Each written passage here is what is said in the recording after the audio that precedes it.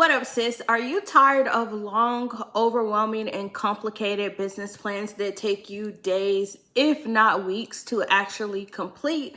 Well, I have a solution for you because today I'm going to show you how to fast track your business plan with my simple one-page business plan method.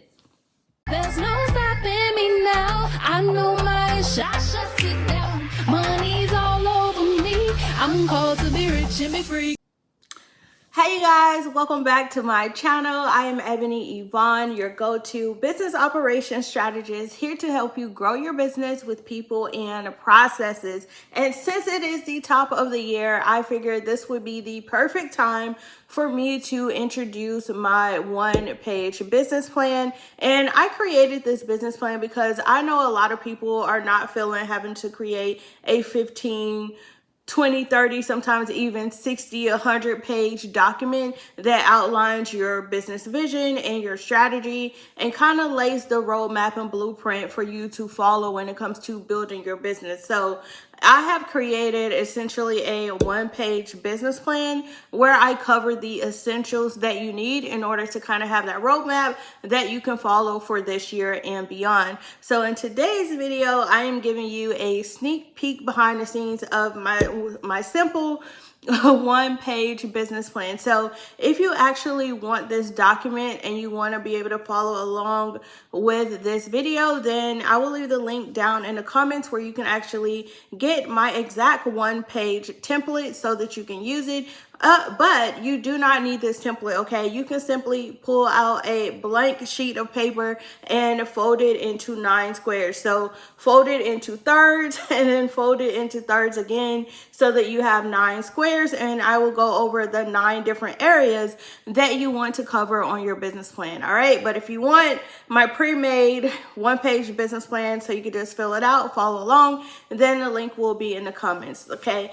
I know some of you may be thinking, can I really fit my entire business plan on one page? Yes, you can, and I'm about to show you right now, okay?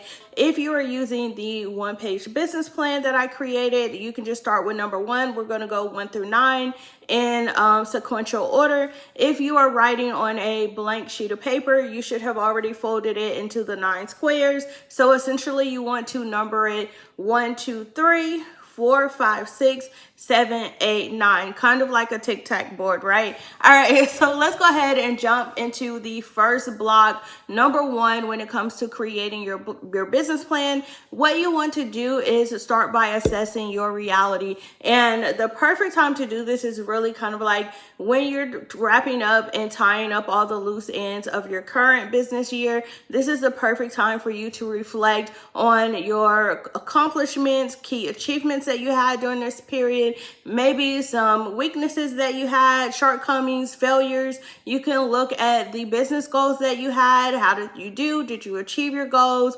Were you close? Did you miss the mark a little bit? Were there any roadblocks that you faced throughout the year? Did you have any challenges, right? You really want to take the moment to really assess your reality. How is your business doing?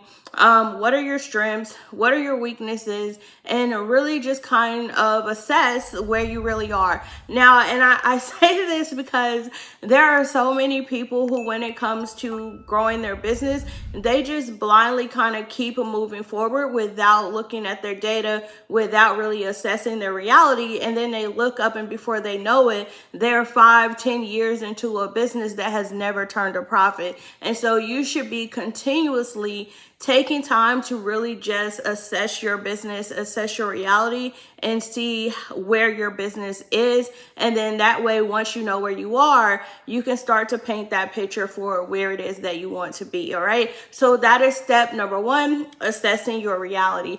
After you have done your assessment and you've kind of looked at your overall business health, this is actually going to transition us into the second block, the second category that you want to actually fill out for your business plan. And this is going to be auditing your business. When I say audit your business, this is looking at every aspect of your business with a very objective lens. You want to go through all of your products and services and see how well did they perform. What is your best selling products and services that you have? which products and services sold the leads. Look at your marketing channels. How well is your marketing channels actually working for you and helping you to get sales, get leads, build your brand awareness? Which marketing channels are bringing you the most traffic, leads, and sales? Which marketing channels are bringing you the least traffic, sales, and lead generation, right? You want to look at your financial health. Are you turning a profit? What's your most profitable aspect of your business? What is the least profitable aspect? You want to audit every aspect of your business. And I know this may seem like it's a lot, but the more there is power in data, the more information and insight you have into the overall health of your business, the better you are going to be able to make strategic business decisions moving forward so that you can actually achieve your business goals for the upcoming year. Okay, so audit your business. Do not skip this step. Make sure you're looking at those numbers and you know how every aspect of your business is performing or not performing.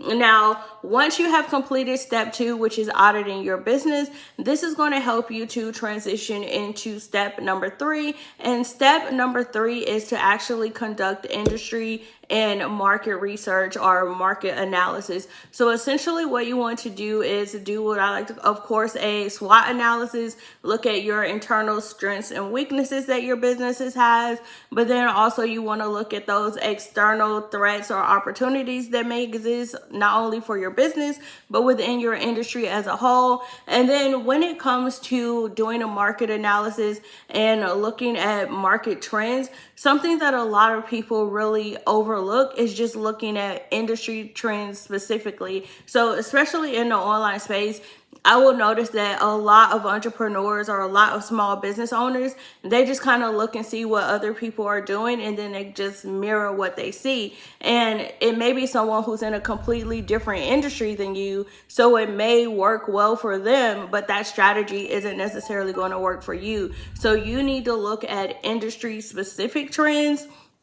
and really analyze how that can impact your business by doing that industry SWOT analysis as well. Okay, so do your market research, do your industry research, and then also couple this with the audit that you've already done of your business. And then this is going to help you when it comes to creating a strategy as well as marketing plan for the future. All right, so now we're ready to go to the 4th step. Now that you've done your market research, you've audited your business, you've assessed your reality, the next thing that you want to do is start to develop your business goals for the next few years. So how you decide to develop your business goals is really going to depend on you. For me, I like to do my business goals for the next 12 months, 3 years, and then 5 years from now. I know some people like to do a 1, 5, and 10-year plan.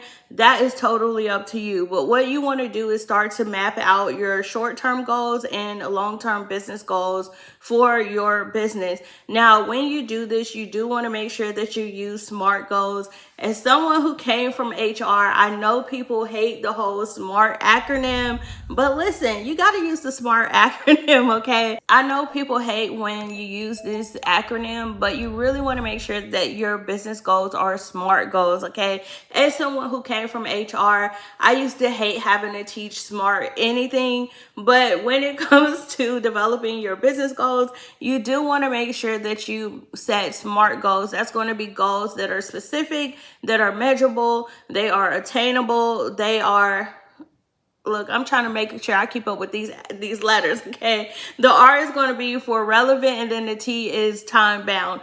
Now that you have set those SMART business goals, it's now time to go to step number 5, which is all about you doing some strategic business planning to create an action plan for exactly how you plan to achieve your goals. So in this section, you want to map out what products and services are you going to bring to market? Are you going to keep the same products that you already had? Are you going to launch new products and services? Are you going to discontinue old products and services that weren't really performing that well?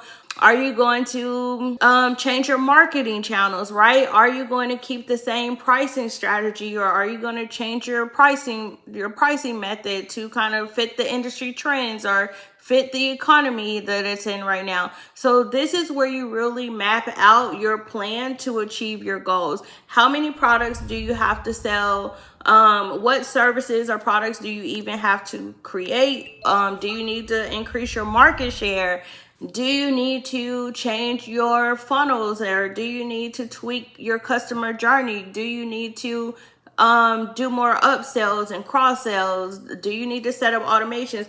This is literally where you map out your game plan for how you are going to hit your goals, whatever your goals are. All right, so now that you have those SMART goals in place, you have your strategic action plan for how you're going to hit your goals. The next thing is to come up with your operational game plan. So step number 6 is all about operational planning. You've done a strategic planning. Now let's look at it from an operational standpoint. And essentially in this section, what you want to do is map out the tools, the systems, the team members, the contractors, the people that you're going to need to help you support your vision and your mission so that you can implement your strategic strategy game plan so that you can hit your business goals, right? So essentially you need to decide if you know you're launching new products and services, maybe you're going to need a platform that can support you with offering more products. Maybe you need to change shipping companies because you're going to be shipping at a larger scale. Maybe you need to change your tech stack because you're changing your marketing channels and you're going to implement webinar marketing. So you need a way to host webinars, right? Whatever you're going to need as far as systems, processes, and people to support you actually implementing your action plan and achieving your goals, you want to make sure you outline that in the operational game plan section. Okay, what are you going to need? What resources essentially are you going to need to reach your goals? That's what you're going to put in section 6. Okay, now let's keep it moving and go ahead and go to section number 7. Now that you have your operational game plan in place, now we want to go over to step number 7, and this is where you actually do a little bit of financial forecasting. So you know what your business goals are, you know what your operational plan is, you know what your strategic plan is, you know what products and services you're going to offer, the pricing strategy you're using, the marketing channels that you're going to use. So what you want to do when it comes to financial forecasting, you want to map out your anticipated sales goal as well as your estimated expenses. If you're paying for team members, contractors, employees, full-time, part-time, if you're paying for your tech stack, if you're paying for advertising or whatever, how much is that going to cost you on a month-to-month basis, on an annual basis, in order for you to reach your goals? In addition to mapping out your expenses, you also want to map out your predicted income goal. How much income are you actually planning to generate?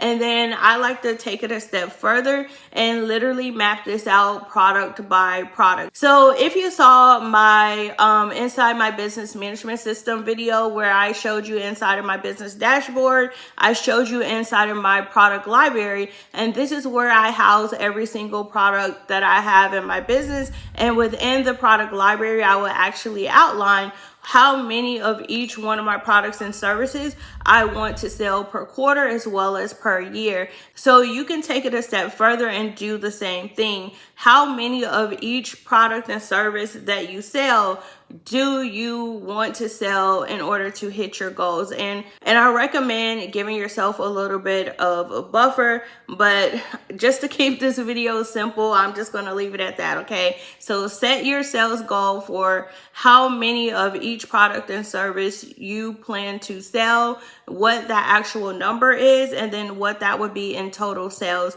And you also want to make sure that you're doing this for your expenses as well. A lot of people don't make a profit because they never actually take the time to do the numbers to see how much it's actually costing them to run their business month to month. At a minimum, you need to make sure that you have more money coming in every month than you have have going out. Like, that's just basic business, right? Okay.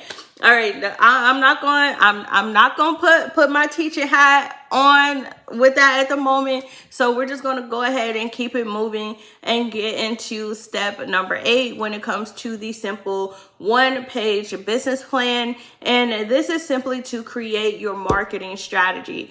Now that you know what products and services you're going to be putting in the market, you know what support you're going to have, you know what marketing channels you're using, this is when you literally develop your marketing strategy. This is when you outline your promotions and events for the year. I like to do literally my calendar for the entire year at one time.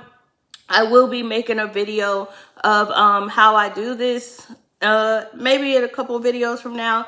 But essentially, you want to outline, okay, what promotions are you going to do? Are you going to do promos around the holidays? Maybe you're doing a New Year's sale. You're going to have a spring sale. Maybe you're going to do a Labor Day sale. You're doing a Black Friday sale. Maybe you have a sale for your business anniversary. Maybe you do a birthday sale, right?